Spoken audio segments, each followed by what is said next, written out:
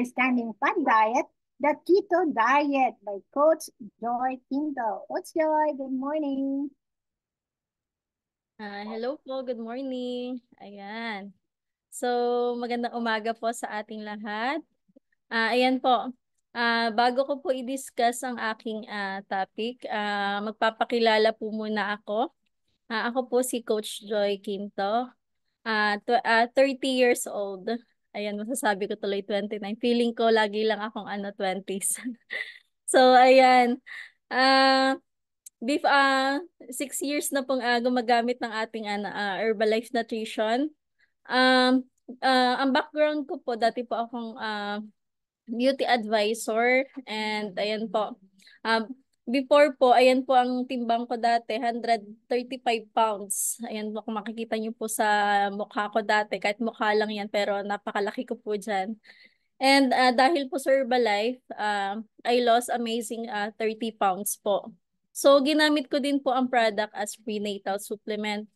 Meron po akong 3 Herbalife babies. So, yung pong tatlo na yon, ayan po, yung during may yung pinagbubuntis ko po sila, ginamit ko po yung tinatawag nating yung healthy breakfast. Shake aloe tea, ayan po, hindi po yan nawala sa akin. And syempre, yung mga supplement, vitamins and minerals, calcium, ayan po, yung very important sa pagbubuntis po. And ayan po, dahil po malaki po ang naitulong sa akin ng Herbalife, inano ko po,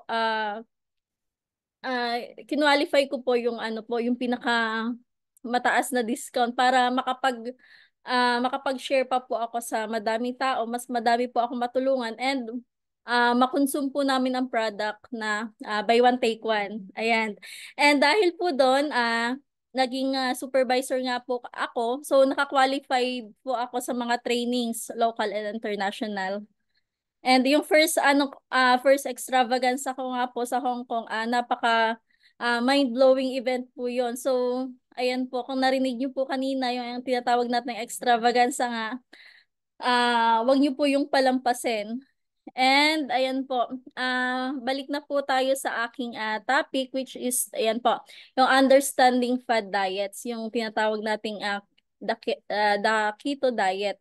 So this article po ay hango po sa ating kay Dr. David Heaver. Siya po ang ating chairman, Herbalife Nutrition Institute. So ayan, sabay-sabay po nating tuklasin kung ano nga po ba yung naririnig nating na yan, keto diet na yan.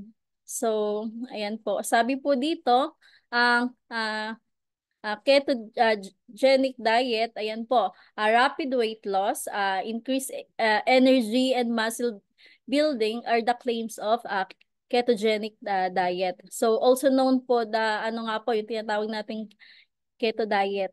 So, ito pong diet na to, high fat and ano po siya, very low carbohydrates diet. So ini-encourage din po dito na kumain tayo ng meat, fish, poultry and the fats, while nire-restrict po dito yung pagkain ng fruits, vegetables, dairy grains, beans and legumes. So next po, ayan, sabi dito, ketogenic diets are geared at getting your body into ketosis. Na kung saan there is no carbohydrates to burn, so it burn fat instead. And next po, ayan, yung po na yan, strict keto diet is an extremely low carb lang po. High fat diet plan, na kung saan yung daily carb intake natin ay hindi dapat lalagpas sa 50 grams. Ayan po siya. So, next po. So, itong diet din na to, ayan po, may nire-recommend lang silang the diet recommends that 70% of your diet should be made up of fats and less than 5% carbohydrates po yan. So, ayan. So, next po. So, ano po yan? While too rigid for most people, the diet has some advantages. So, for children with ano yung sa mga may mga epilepsy daw po and adults with pre-diabetes or diabetes. So, ayan po, next po tayo. So, sabi dito, giving ketone supplement by themselves does not reproduce the effects of ketosis on the body. Ayan. So, next, ano ba yung ano natin? Ano daw ba yung advantage ng keto diet? So, sabi dito, syempre, pinakauna po dyan weight loss. And next is no more low fat. And pangatlo po, health benefits of for specific people. Pero tandaan po natin, meron po yung disadvantages.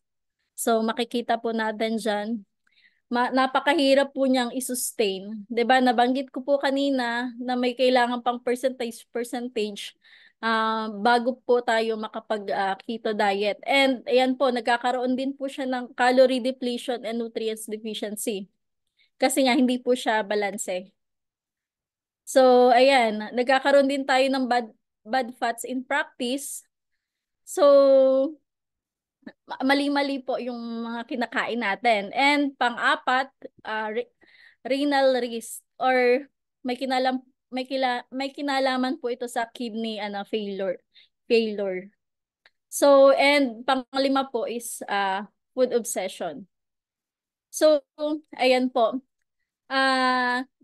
Ayan po. So, tapos na po yung slides ko. Pero add ko lang din po. So, bakit po tayo mag-aano? Ang inaano lang dito, meron po tayong healthy breakfast. Meron po tayong mga coaches. So, pwede po tayong lumapit sa kanila. And narinig naman natin kanina, nabanggit po kanina, dun pa lang sa healthy breakfast, meron tayong balanced protein-based breakfast. So, hindi na natin kailangan ng mga yan. Hindi na natin kailangan pahirapan yung sarili natin.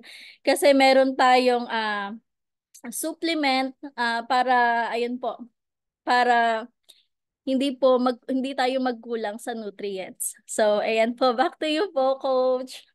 Salamat po. Ayan. Thank you, Coach Joy. O, di ba? Ang ganda-ganda. Kasi natutunan na